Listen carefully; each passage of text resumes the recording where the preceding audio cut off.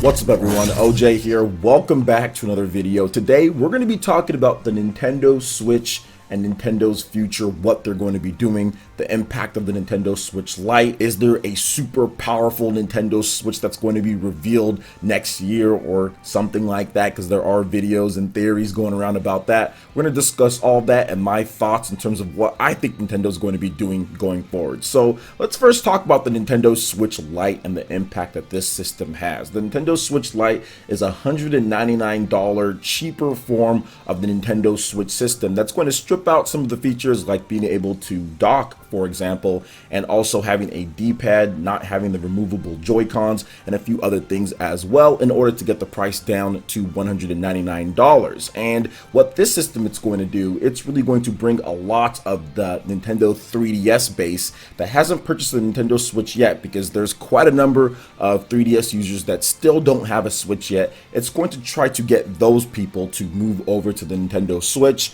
You're also seeing a lot of the software that accompanied 3DS titles, for example, like Yokai Watch 1. That game is being brought over to Nintendo Switch, so people that used to play like Vita and things like that, I think that's also another purpose of the $199 Nintendo Switch LITE. So I feel that Nintendo is kind of marching to the beat of their own drum when it comes to everything. People always talk about a more powerful or a super powerful Nintendo Switch, and I'll be honest here, guys, I don't think this Nintendo Switch Pro, if it ever does materialize or when it does materialize, I don't think it's going to be this almighty powerful system that some people are expecting or hoping that it's going to be. Now, Doug Bowser recently did an interview and he talked about how they're not going to be doing a Nintendo Switch XL or a more powerful Nintendo Switch at this point, but that doesn't mean it's not going to change in the future. I actually think that there is going to be another Nintendo Switch that's a bit stronger than the current model. However, I'm not going to go ahead and think that it's going to be some type of super crazy Xbox One X level power, or even really substantially stronger than what we have right now with the Nintendo Switch. One thing that you have to realize with Nintendo is that they always kind of go the not power route for the past decade plus. That strategy with the GameCube didn't work for them, and ever since then they've been going with more of the low power and a lot of games type of strategy where, yeah, maybe this doesn't have all of the latest games or it's not the most powerful system out there, but you're still going to get a lot of quality first party games. You're still going to get a pretty good price, and you're going to get constant releases when it comes down to it. We saw that with the Wii, we saw that with the DS, we saw that with the 3DS. Now we're seeing that with the Nintendo Switch as well. So I think Nintendo's going to continue employing that type of strategy because it is working for them. Now, if you look at what they've done in the past, innovation has always been one of those things. Whether it was the dual screen with the Nintendo DS, you also have the Wii motion controls, the Nintendo Switch, what they're doing with that system, HD Rumble, whatever the case is, being able to play high quality big level games anywhere that you want, pretty much what we haven't seen before from a portable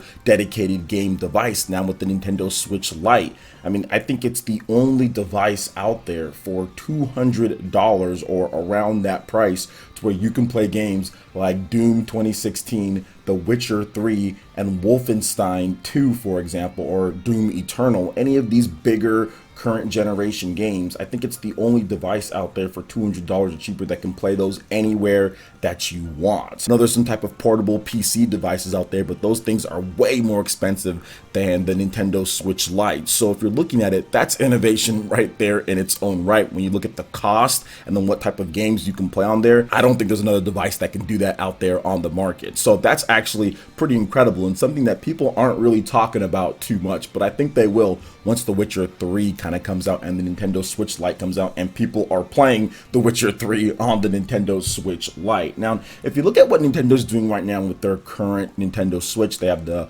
off-the-shelf Tegra X1. They've done a couple different adjustments here and there when it comes to portable mode and also console dock mode, and I think that they're not going to stray too far from that in this generation with the Nintendo Switch. I think that they are going to make a new Nintendo Switch, like a Nintendo Switch Pro, but it's not going to be substantially stronger than what we're seeing right now. I think we're going to see a power jump between like the 3DS and the new Nintendo 3DS. I think it's going to be around that distance. So not a lot of a power jump, but enough for games to run a bit better, enough for resolutions maybe to be a bit higher, things like that. But it's not going to be this crazy powerful system within the current generation. And I think once again, Nintendo's done this before, whether they strip out features to make it cheaper, like the Wii to the Wii Mini, or heck, even then they stripped out the GameCube ports on there and backwards compatibility on the Wii.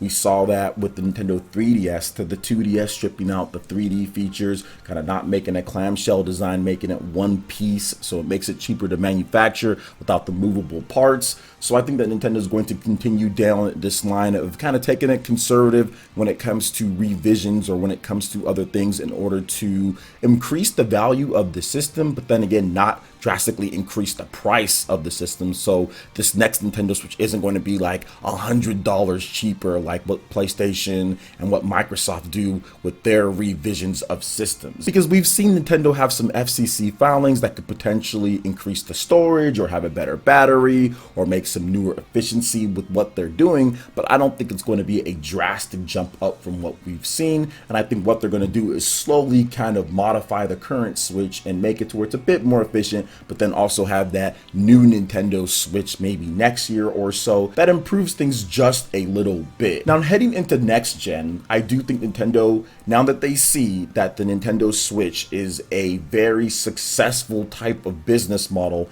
Tegra sees it, Nintendo sees it, all of the gamers see it, people want to play these high quality or these big games anywhere that they want. I think Nintendo and Tegra kind of go all in with this next one, and they make a custom SoC with the potential supplemental computing device being the dock next gen that maybe puts the power around PS4 Pro level or a bit higher, maybe somewhere between the PlayStation 5 and the PS4 Pro. So I think that maybe that comes next generation, not this generation, because Nintendo's already killing it right now with the Tegra X1. There's still a lot of people out there that don't have a Nintendo Switch. If you look at the sales, nothing's really slowing down when it comes down to it. We're heading into the biggest season of games for Nintendo since 2017. There's a lot of titles coming out, and the Nintendo Switch LITE is coming out with a cheaper option. So they're going to continue to push those orders out. They're going to continue to push the momentum and bring out great games, because at the end of the day, that's what it's about, just having fantastic games to play. Whether you're going to buy the portable only Nintendo Switch or you're going to buy the regular Nintendo Switch,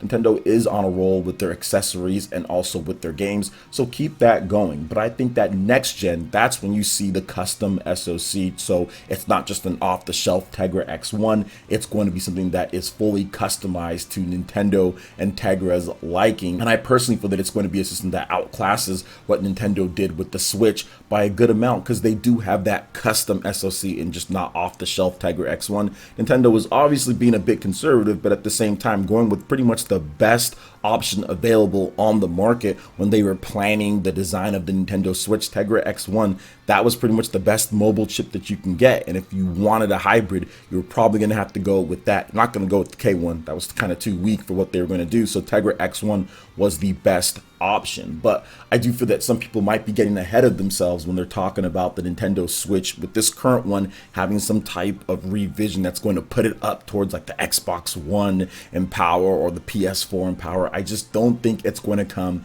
yet. I think next gen, that's when we see something that really kind of blows us away in terms of what a hybrid can do, and maybe even pushes it a bit further with a supplemental computing device. The thing about Nintendo is that they're not going to sit there and blow the bank when it comes to the hardware and everything. Those days are kind of done. They're going to wait till the tech becomes affordable and they kind of fully understand it, and then they'll kind of go in with what they want to do. And usually that means waiting for the tech while other companies have more advanced tech like Microsoft and Sony. But once again, Nintendo kind of marches to the beat of their own drum. They don't sit there and say, okay, well, we're going to do this just because somebody else is doing this. They're going to look at their own business and they're going to look at their software and say, our software is going to be what gets us through anything that does happen, any of the adversity or difficulties. Our software can kind of pull us through, because if Nintendo didn't have the software, the Switch is a great concept, but you need the games to kind of sell what you're doing with the hardware. That's always been Nintendo's philosophy. So we'll see what happens going forward in the future, but those are my thoughts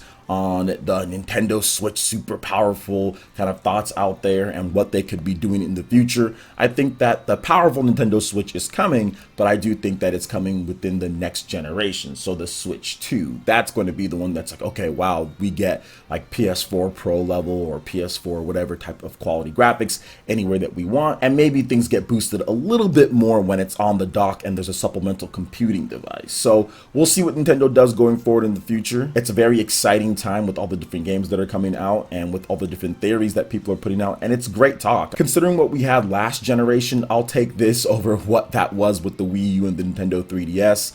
When it comes down to it, there just wasn't enough games on the Wii U, and the 3DS kind of got everything, so it dominated the game sphere. But at the same time, people were upset that the Wii U wasn't getting the same amount of love. Now we have all of those games pretty much on one system. All the stuff that was on 3DS, like Fire Emblem and all of that, is now on the Nintendo Switch, yet we're still getting all the console games as well, so it's great to see. So what do you guys think about this next gen talk and Nintendo Switch Lite impact and everything that I discussed here? Let me know your thoughts in the comment section below. All right, guys, that wraps it up for this video here. Go ahead and check out the links in the description below. We got Facebook and Twitter. Go ahead and give us a like and a follow on our social media. Hit that like button if you did like this video. Let me know you guys want more content like this going forward in the future. And subscribe to PlayerEssence for latest RPG, Japanese, and Nintendo gaming news. Thank you so much for watching, and we'll catch you guys for the next one.